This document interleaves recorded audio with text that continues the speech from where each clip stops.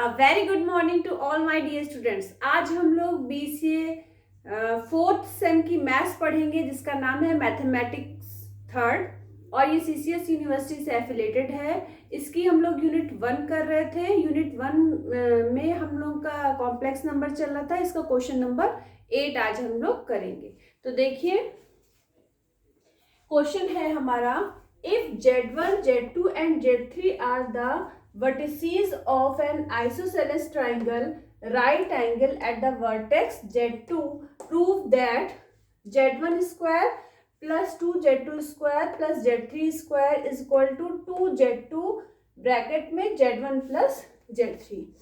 तो Z1, Z2, Z3 क्या है?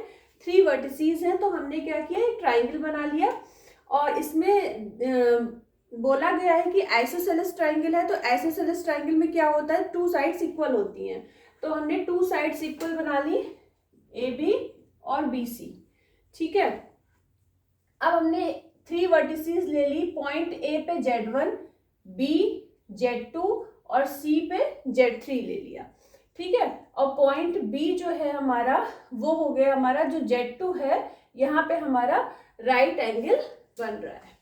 ठीक है, क्योंकि देखिए क्वेश्चन में दिया हुआ है कि right angle at the vertex Z2।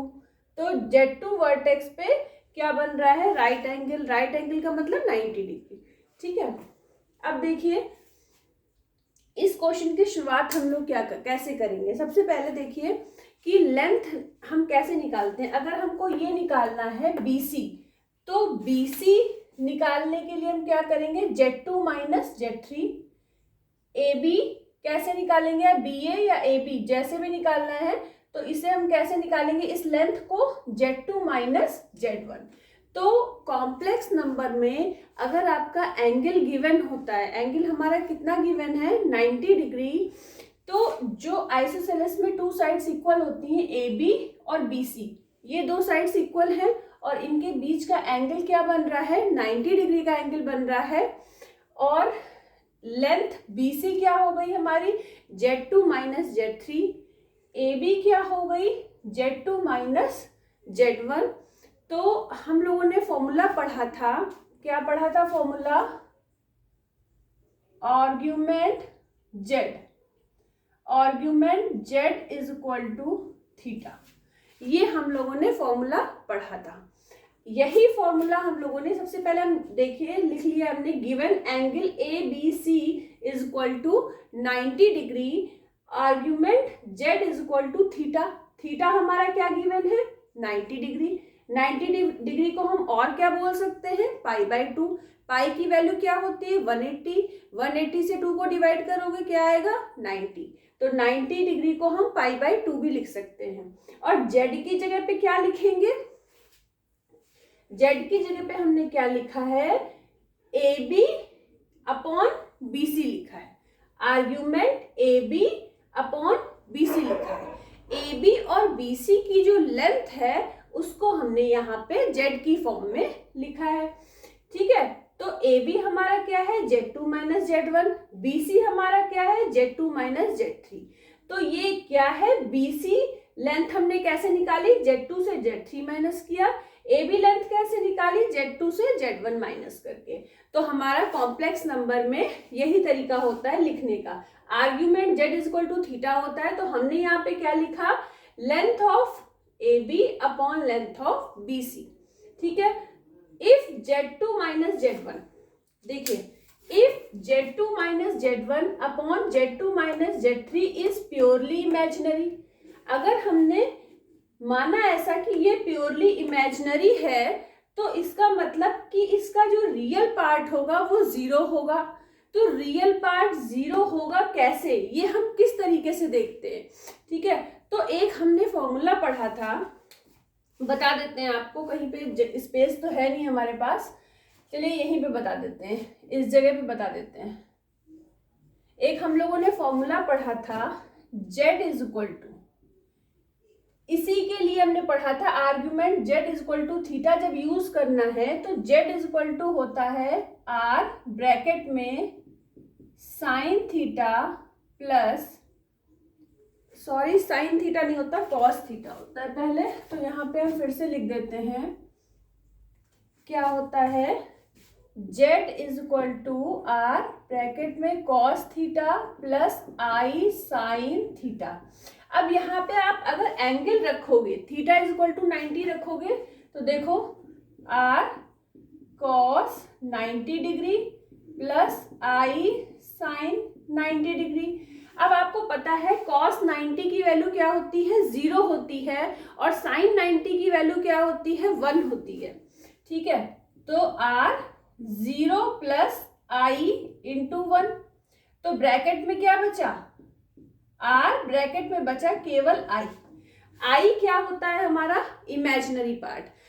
इसका मतलब ये है कि जब हमारा एंगल 90 डिग्री होगा, argument z is equal to theta के फॉर्मूले में हम रखेंगे, और जब थीटा इज इक्वल टू हमारा 90 डिग्री होगा, 90 डिग्री को पाई बाय 2 भी बोलते हैं, तब हमारा पार्ट इमेजिनरी होगा, रियल पार्ट हमारा क्या हो जाएगा, 0।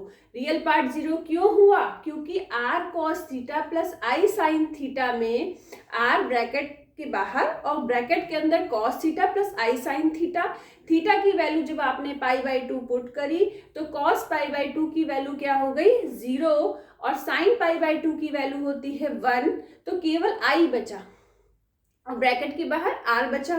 तो आपका केवल कौन सा पार्ट बचा, इमेजिनरी पार्ट बचा। इसीलिए बोला गया है कि if this is purely imaginary then real part is 0।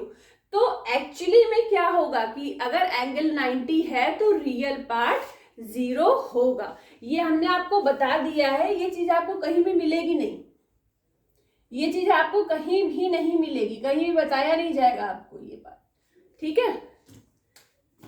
और अगर एंगल क्या है, 0, अगर एंगल 0 है तो क्या होगा, अगर एंगल 0 है तो आपका रियल पार्ट 0 नहीं होगा, आपका इमेजिनरी पार्ट 0 हो जाएगा।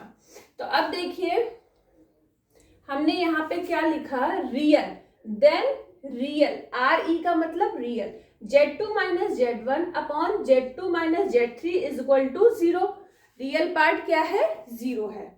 अब देखिए एक चीज हम लोगों ने और पढ़ी थी, z plus Z bar is equal to 2x निकाला था ना। z की वैल्यू क्या थी, z एक कॉम्प्लेक्स नंबर है, z की वैल्यू होती है x प्लस आई वाई, जेड बार की वैल्यू होती है x माइनस आई वाई। इमेजिनरी पार्ट दोनों के कट जाएंगे, रियल पार्ट को ऐड कर देंगे तो मिलेगा 2x। तो z plus Z bar is equal to क्या आ जाएगा, 2x आ जाएगा। तो यहां से जब आप x की वैल्यू निकालोगे तो क्या निकलेगी, 1/2 z प्लस जेड बार।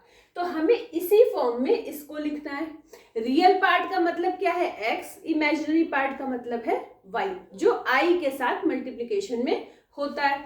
तो हमें यहाँ पे रियल पार्ट की बात हम कर रहे हैं तो रियल पार्ट की वैल्यू लिखेंगे। तो अब हमने क्या किया, रियल और ये अंदर z था, तो इसको हम क्या लिख सकते हैं, ये रियल पार्ट ऑफ दिस किसके इक्वल है, अगर इससे हम निकालना चाहें तो यहां से देखिए x की वैल्यू क्या निकली है, 1/2 z प्लस जेड बार।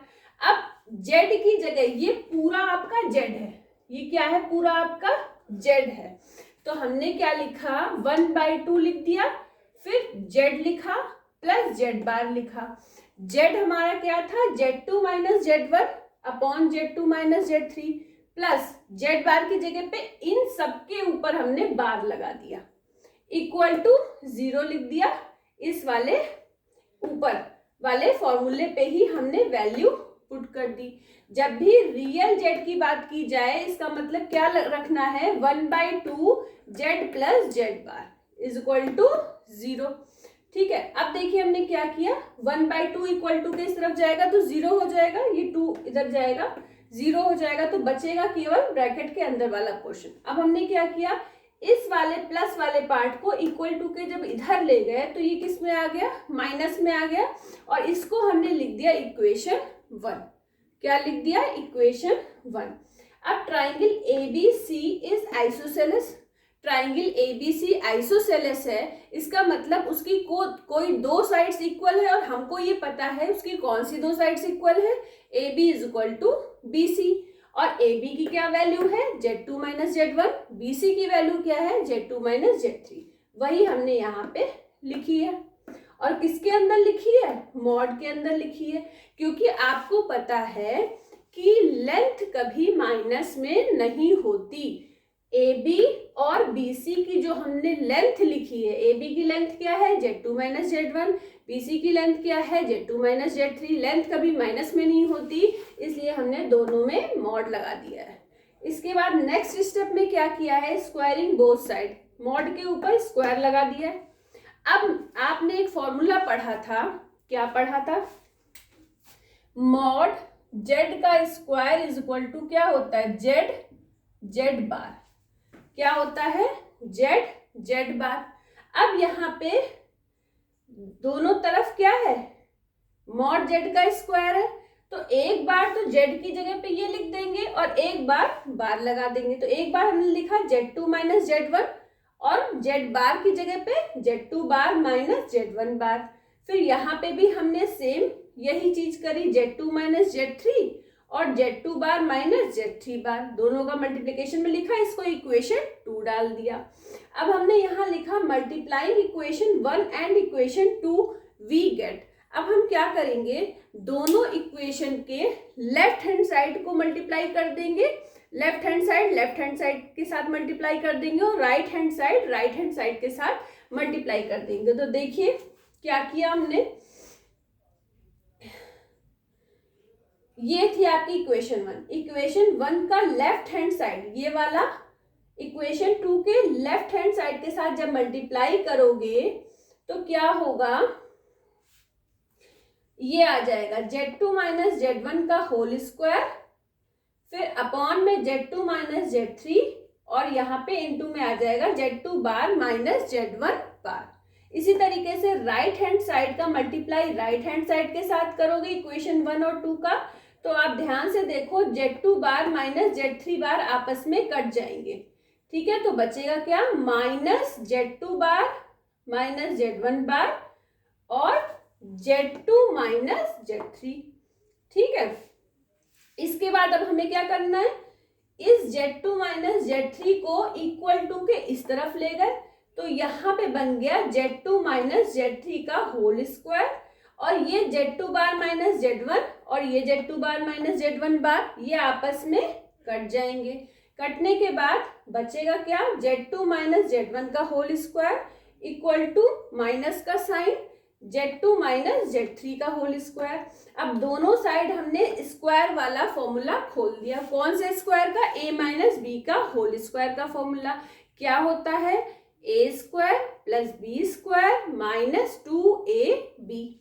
तो वही वाला फॉर्मूला जब हमने ओपन करा तो इक्वल टू के लेफ्ट हैंड साइड पे आ गया Z2 square plus Z1 square minus 2Z1 Z2 equal to के राइट हैंड साइड पे minus Z2 square plus Z3 square minus 2Z2 Z3, ये आ गया। अब यहाँ देखिए जो रेड ब्लॉक बना हुआ है,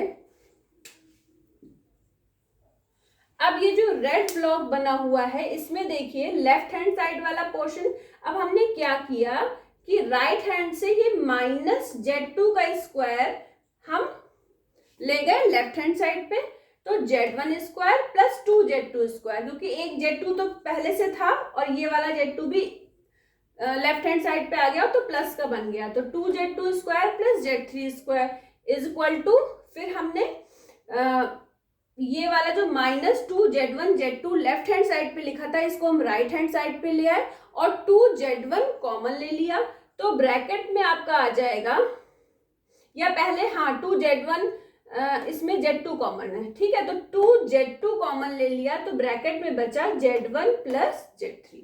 आप देख लो यही आपको लाना था, क्वेश्चन में यही लाना था, Z1 square plus 2Z2 square plus Z3 square is equal to 2Z2 bracket में Z1 प्लस Z3, और ये हमारा क्वेश्चन प्रूफ हो गया। बहुत ही इजी क्वेश्चन था, और इसमें कौन कौन से फॉर्मूले यूज हुए हैं, एक तो फॉर्मूला यूज हुआ है argument Z is equal to theta, दूसरा फॉर्मूला यूज हुआ है मॉड जेड स्क्वायर का, जिसका फॉर्मूला होता है जेड जेड बार। तीसरा फॉर्मूला यूज हुआ है Z plus Z bar is equal to 2x, तो x की वैल्यू आ गई 1/2 जेड प्लस जेड बार। ठीक है, एक चीज और आपको ध्यान रखनी है एंगल वाली। अगर एंगल आपका 90 है तो आपका रियल पार्ट 0 होगा, अगर एंगल 0 है तो आपका इमेजिनरी पार्ट 0 होगा। इस बात को आपको ध्यान रखना है। ठीक है, आज के लिए इतना ही। हम लोग नेक्स्ट क्लास में नेक्स्ट क्वेश्चन पढ़ेंगे। और चैनल को लाइक नहीं किया है तो लाइक कर दीजिए और सब्सक्राइब जरूर कर दीजिए। अपने फ्रेंड सर्कल में भी शेयर कर दीजिए। Thank you, all the best to all of you.